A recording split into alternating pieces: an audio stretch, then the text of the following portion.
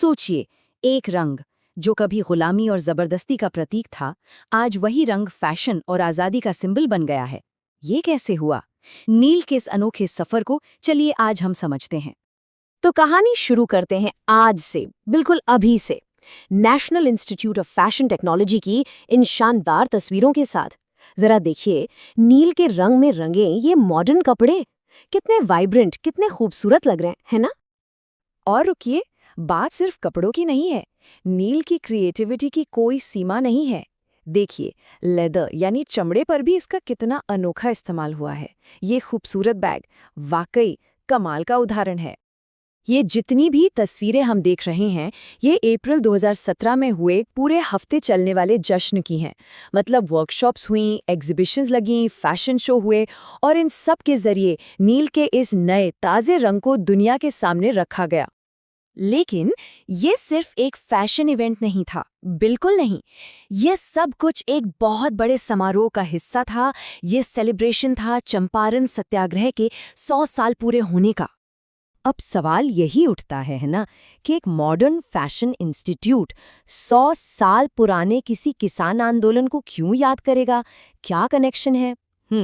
अच्छा, इसी कनेक्शन को समझने के लिए हमें थोड़ा सा टाइम में पीछे जाना होगा।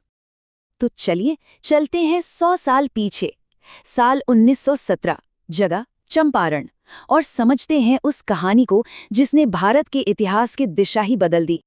ये वो वक्त था जब मोहनदास करमचंद गांधी बिहार के चंपारण पहुंचे। उन्हें वहां एक लोकल किसान राजकुमार शुक्ल ने बुलाया था। मकसद बस एक था, वहां के नील उगाने वाले किसानों की तकलीफों को समझना। तो किसानों की सारी मुसीबतों की जड़ थी तिनकठिया सिस्टम नाम की एक बहुत ही जालिम प्रथा।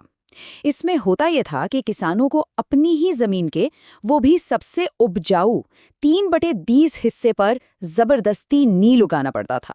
सोचिए, एक तो वो खाने के लिए अनाज नहीं उगा पा रहे थे, और ऊपर से जो नील उगाते उसे भी बागान मालिकों को बहुत ही कम दाम पर बेचना पड़ता था। और जुल्म सिर्फ यहीं खत्म नहीं होता था। उन बेचारे किसानों पर एक दो नहीं, बल्कि लगभग 46 तरह के गैर कानूनी टैक्स भी लगाए गए थे। अंदाजा लगाइए कितना बड़ा बोझ होगा ये। बस इसी जुल्म के खिलाफ गांधी जी ने विरोध का एक ऐसा नया तरीका निकाला जिसने अंग्रेजी हुकूमत की चूल्हे हिला दी। और इसके बाद जो हुआ वो बहुत तेजी से हुआ।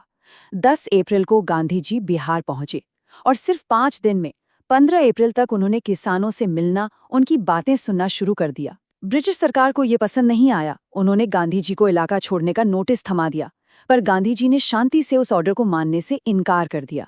और बस यही वो पल था, यही वो नाफरमानी थी जिसने सरकार को झुका दिया और किसानों को मिली उनकी पहली बड़ी जीत। देखिए, ऐसा नहीं था कि इससे पहले विरोध नहीं हुए थे, पर चंपारण आंदोलन इसलिए अलग था क्योंकि ये ऑर्गेनाइज्ड था, और सबसे बड़ी बात, पूरी तरह नॉन वायलेंट यानी अहिंसक था। और इसी वजह से इसने पूरे देश का ध्यान अपनी तरफ खींच लिया। तो ये जीत भारत में नॉन वायलेंट रेजिस्टेंस मतलब अहिंसक आंदोलन के लिए एक टर्निंग पॉइंट थी, एक मील का पत्थर।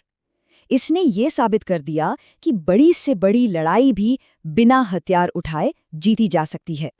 और जानते हैं, इसी ऐतिहासिक जीत के बाद, इसी पल के बाद मोहनदास करमचंद गांधी को एक नया नाम मिला, महात्मा, महान आत्मा। और ये नाम उन्हें दिया था गुरुदेव रवींद्रनाथ टैगोर ने। तो चलिए अब वापस आते हैं आज के वक्त में, 100 साल आगे, और देखते हैं कि इतिहास की इस इतनी बड़ी घटना को आज की पीढ़ी ने कैसे एक नया रंग दिया है। यही तो है इस पूरी कहानी का निचोड़। एक तरफ देखिए 100 साल पहले का वो संघर्ष, वो किसान, और दूसरी तरफ आज के स्टूडेंट्स की ये क्रिएटिविटी, ये कला। और इन दोनों तस्वीरों को, 100 साल के फासले को जोड़ने वाला धागा एक ही है, नील। तो निफ्ट के इस पूरे इवेंट का मकसद यही था, जो पौधा, जो रंग कभी गुलामी और दर्द का प्रतीक था, उसे एक नई पहचान देना, एक पॉजिटिव पहचान, उसे आर्टिस्टिक फ्रीडम और कल्चरल प्राइड का सिंबल बनाना। और जरा देखिए, इस फैशन इंस्टीट्यूट ने इतिहास को याद करने के लिए कितने क्रिएटिव तरीके अपनाए। लेदर पर नील की रंगाई पर वर्कशॉप्स, सत्याग्रह पर नुक्कड़ नाटक, फैशन परेड, मतलब हर इवेंट में इतिहास और कला का एक खूबसूरत संगम देखने को मिला। और सिर्फ इतिहास ही नहीं, गांधी जी की सोच, उनकी फिलॉसफी को भी इस सेलिब्रेशन का हिस्सा बनाया गया। जैसे इस पोस्टर पर उनका ये मैसेज देखिए, कितना पावरफुल है। खादी वस्त्र नहीं, विचार है। तो ठीक है, ये सब तो हो गया, पर इस पूरी कहानी का मतलब क्या है? चंपारण आंदोलन की जो विरासत है, वो आज भी इतनी इम्पोर्टेंट क्यों है? इसका सबसे बड़ा पॉलिटिकल असर ये हुआ कि इसने पहली बार किसानों की परेशानियों को, गांव के मुद्दों को देश के नेशनल फ्रीडम मूवमेंट का हिस्सा बना दिया। ये एक बहुत बड़ा, बहुत ही ज़रूरी मोड़ था। और ये तस्वीर हमें एक बहुत ज़रूरी बात याद दिलाती है कि इतिहास कोई म्यूजियम में रखी हुई चीज़ नहीं है। ये तो एक जिंदा कहानी है जिसे हर नई पीढ़ी अपनी नज़रों से, अपने चश्मे से देखती है और नए सिरे से समझती है। तो टेक अवे यही है कि इतिहास और हमारी यादें ये बदलती रहती हैं, ये डायनामिक है। जो चीज़ एक पीढ़ी के लिए दर्द और जुल्म का प्रतीक थी, वही चीज़ अगली पीढ़ी के लिए इंस्पिरेशन और आर्ट का जरिया बन सकती है।